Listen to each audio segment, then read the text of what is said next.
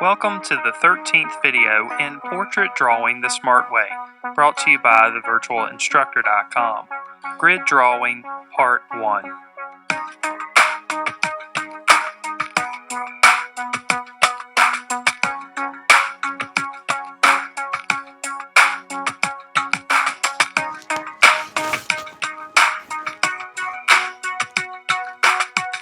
In this module, we'll take a look at an approach to drawing that utilizes a grid to break down details and proportions. This approach simplifies the subject down into smaller pieces as squares within a grid. A grid is created over a photo, and a proportional grid is created on the drawing surface. Each square within the grid created on the photo corresponds to a square on the drawing surface.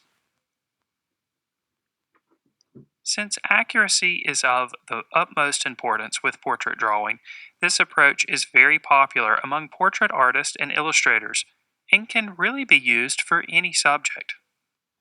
Here's how the process works. We'll begin with a photo.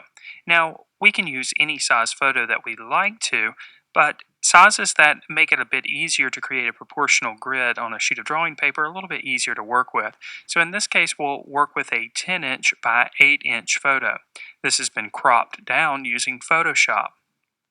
The next thing we'll do is we'll create a grid over the top of the photo. And in this case, we'll create a grid that's made up of 1-inch squares. So we'll have 10 squares across the top and 8 squares down the side.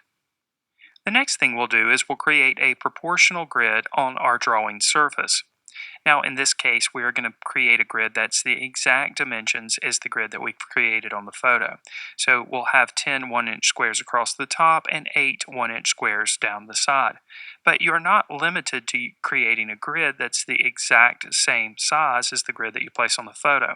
In other words, if you wanted to create a larger drawing, you could do so on 20-inch by 16-inch paper by simply making the squares that you create on the drawing paper 2 inches by 2 inches. This will still result in 10 squares across the top and 8 squares down the side, meaning that your grid that you've created on the drawing surface is proportional. Of course, you could triple that number as well, so you're not really limited to the size paper that you use when you're using the grid technique. So let's go ahead and dive into this process. This is a 10-inch by 8-inch photo that I've printed out. It's exactly 10 inches across the top and 8 inches down the side. I'll begin by creating my grid by creating 1-inch intervals along the side. I'll do the same on the right side of the photo as well.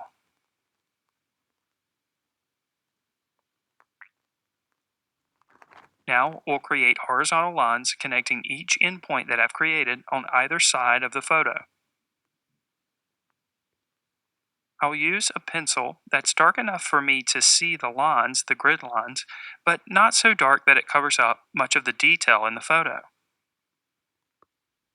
Of course, if you're creating a grid over the top of a photo that you'd rather not create marks on, you can always put a sheet of clear acetate over the top and use a pen or a marker to create a grid. Now we'll do the same along the top portion of the image and the bottom portion as well, marking each interval at 1 inch.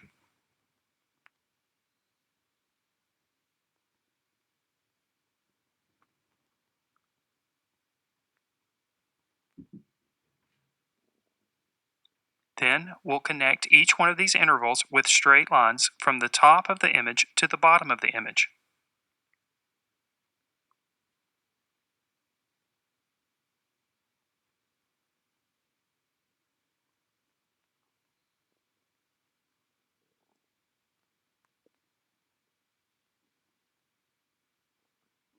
Now that our grid has been created, we'll mark the columns and the rows so it's a bit easier to find where we are in the drawing.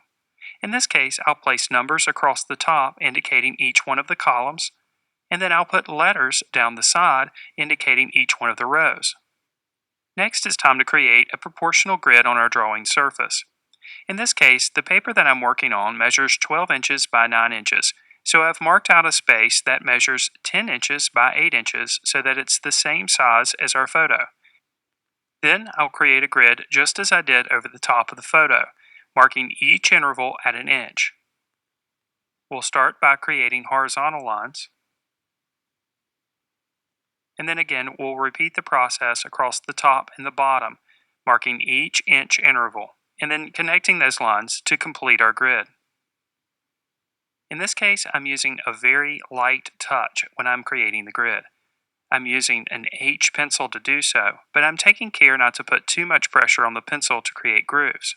We want the grid to be visible, but we want to be sure that we can erase out the grid later in the process. And then, just as we did on the photo, we'll label the columns and the rows. Then we can begin the drawing process. And in this case, I'm only concerned with the contour lines of the subject. So I'm concentrating on the edges of the hair, the edges that happen in between each one of the features of the face, and the edges of the clothing and the body. I'm not worried about any of the subtle details that happen in the background of this particular subject. In this case, the first area of detail that I notice is in column 5, row A. I simply start here and work my way outward. As I'm confident about the marks that I've made, I'll lightly erase the grid by using a kneaded eraser. You can always go back and fill in the details without the aid of the grid.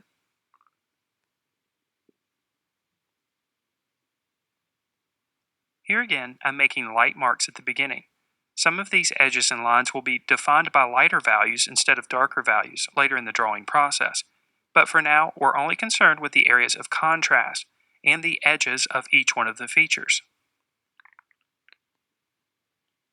Because the grid is made up of smaller squares, we can look at each individual square and consider it its own little composition.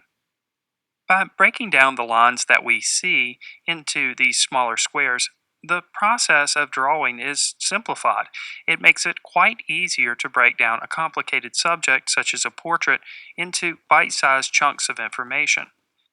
In fact, when this complicated subject is simplified into these smaller squares, we're almost forced to focus on the lines and the shapes that we see rather than the overall subject that we're trying to develop.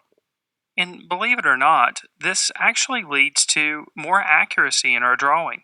We're not allowing our left brains to get in the way, telling us that we're drawing a nose or we're drawing a mouth. Instead, we're allowing our right brains to really understand what we're seeing in terms of the elements, the lines, shapes, and values. Now, as we go, we might give a few indications of where we have areas of strong value. In this case, I've made the values inside of the mouth and inside of the nostrils just a bit darker. And of course, as we go, we'll continually erase the grid lines as long as we don't need them any longer.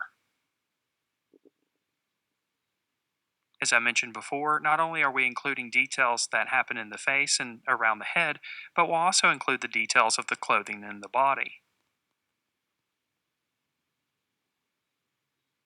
Now, within each one of these squares, there is still quite a bit of information that we'll address later in the drawing, and I'm referring to the textures and the values that we see. Remember, at this point, we're only concerned with the areas of strong contrast. We're only defining edges of things.